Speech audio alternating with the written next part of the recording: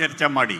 ಒಂದು ಕಿರಿಯ ಪ್ರಾಥಮಿಕ ಶಾಲೆ ಒಂದು ವೇಳೆ ಹಳ್ಳಿಯಲ್ಲಿ ಮುಚ್ಚೋದ್ರೆ ಕೇವಲ ಶಿಕ್ಷಣಕ್ಕಲ್ಲ ನಷ್ಟ ಆಗೋದು, ಒಂದು ಶೈಕ್ಷಣಿಕ ಸಂಭ್ರಮ ಹಾಳಾಗೋದರ ಜೊತೆಗೆ ಆ ಊರಲ್ಲಿ ಸ್ವಾತಂತ್ರ್ಯೋತ್ಸವ ಮಾಡೋರು ಇರೋದಿಲ್ಲ, ಆ ಊರಲ್ಲಿ ಗಣರಾಜ್ಯೋತ್ಸವ ಮಾಡೋರು ಇರೋದಿಲ್ಲ, ಆ ಊರಲ್ಲಿ ಕನ್ನಡ ರಾಜ್ಯೋತ್ಸವ ಮಾಡೋರು ಇರೋದಿಲ್ಲ, ಆ ಊರಲ್ಲಿ ಗಾಂಧಿ ಜಯಂತಿ ಮಾಡೋರು ಇರೋದಿಲ್ಲ, ಆ ಊರಲ್ಲಿ ಅಂಬೇಡ್ಕರ್ ಜಯಂತಿ ನಡೆಯೋದಿಲ್ಲ.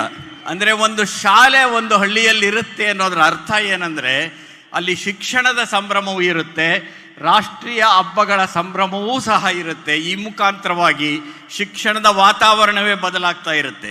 ಹಾಗಾಗಿ ನಿಜ ಸಮಸ್ಯೆಗಳಿಲ್ಲ ಅಂತ ನಾನು ಹೇಳ್ತಾನೆ ಇಲ್ಲ, ಆದರೆ ಆ ಪರಿಹಾರ ಹೇಗೆ ಅನ್ನೋದನ್ನು ಕಂಡುಹಿಡ್ಕೊಳ್ಳೋದು ಹೇಗೆ? ಒಂದು ಚರ್ಚೆ ಆರಂಭ ಆಗಬೇಕಾಗಿದೆ. ಆ ಚರ್ಚೆ ಆರಂಭ ಆಗಬೇಕು. ಸರ್ಕಾರ ಶಾಲೆ ಮುಚ್ಚದೇ ಇರ್ಬೋದು, ತಾವಾಗೇ ಮುಚ್ತಾ ಹೋಗ್ಬೋದು. ಅಂಥದ್ದೊಂದು ಸನ್ನಿವೇಶ ಸೃಷ್ಟಿ ಆಗದೆ ಇರಬೇಕಾದ್ರೆ ಚರ್ಚೆ ನಡಿಬೇಕು, ಪರಸ್ಪರ ಮಾತಾಡಬೇಕು. ಆಗ ಅಪನಂಬಿಕೆಗಳು ದೂರ ಆಗ್ತಾ ಹೋಗುತ್ತವೆ. ಶಿಕ್ಷಣಾಸಕ್ತರನ್ನು ಕರೀರಿ. ಸರ್ಕಾರಿ ಶಾಲೆಗಳಲ್ಲಿರ್ತಕ್ಕಂಥ ಅಧ್ಯಾಪಕರಿದಾರಲ್ಲ, ಯಾವುದೇ ಖಾಸಗಿ ಶಾಲೆಯ ಅಧ್ಯಾಪಕರಿಗಿಂತ ಕಡಿಮೆ ಅಲ್ಲ, ಬಹಳ ನಿಜವಾದ ಸಮರ್ಥರು ಸರ್ಕಾರಿ ಶಾಲೆಗಳಲ್ಲಿ. ಚರ್ಚೆ ಮಾಡಿ. ಒಂದು ಕಿರಿಯ ಪ್ರಾಥಮಿಕ ಶಾಲೆ ಒಂದು ವೇಳೆ ಹಳ್ಳಿಯಲ್ಲಿ ಮುಚ್ಚೋದ್ರೆ ಕೇವಲ ಶಿಕ್ಷಣಕ್ಕಲ್ಲ ನಷ್ಟ ಆಗೋದು, ಒಂದು ಶೈಕ್ಷಣಿಕ ಸಂಭ್ರಮ ಹಾಳಾಗೋದರ ಜೊತೆಗೆ ಆ ಊರಲ್ಲಿ ಸ್ವಾತಂತ್ರ್ಯೋತ್ಸವ ಮಾಡೋರು ಇರೋದಿಲ್ಲ, ಆ ಊರಲ್ಲಿ ಗಣರಾಜ್ಯೋತ್ಸವ ಮಾಡೋರು ಇರೋದಿಲ್ಲ, ಆ ಊರಲ್ಲಿ ಕನ್ನಡ ರಾಜ್ಯೋತ್ಸವ ಮಾಡೋರು ಇರೋದಿಲ್ಲ, ಆ ಊರಲ್ಲಿ ಗಾಂಧಿ ಜಯಂತಿ ಮಾಡೋರು ಇರೋದಿಲ್ಲ, ಆ ಊರಲ್ಲಿ ಅಂಬೇಡ್ಕರ್ ಜಯಂತಿ ನಡೆಯೋದಿಲ್ಲ.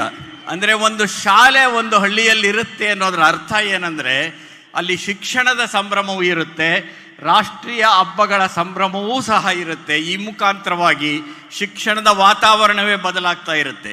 ಹಾಗಾಗಿ ನಿಜ ಸಮಸ್ಯೆಗಳಿಲ್ಲ ಅಂತ ನಾನು ಹೇಳ್ತಾನೆ ಇಲ್ಲ, ಆದರೆ ಆ ಪರಿಹಾರ ಹೇಗೆ ಅನ್ನೋದನ್ನು ಕಂಡುಹಿಡ್ಕೊಳ್ಳೋದು ಹೇಗೆ?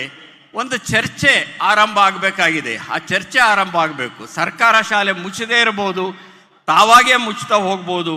ಅಂಥದ್ದೊಂದು ಸನ್ನಿವೇಶ ಸೃಷ್ಟಿ ಆಗದೆ ಇರಬೇಕಾದ್ರೆ ಚರ್ಚೆ ನಡಿಬೇಕು, ಪರಸ್ಪರ ಮಾತಾಡಬೇಕು. ಆಗ ಅಪನಂಬಿಕೆಗಳು ದೂರ ಆಗ್ತಾ ಹೋಗುತ್ತವೆ. ಶಿಕ್ಷಣಾಸಕ್ತರನ್ನು ಕರೀರಿ.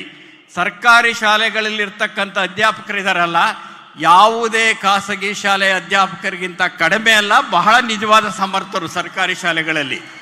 ಅವರು ಯಾರು ಉನ್ನತೀಕರಿಸಿದ್ದಾರೆ